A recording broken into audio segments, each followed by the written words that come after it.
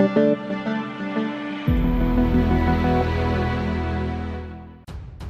to hard reset Galaxy Tab S9 5G.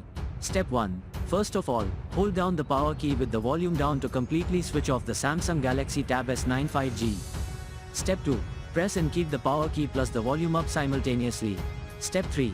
When the Samsung logo pops up, let go of the combination and wait for the recovery mode.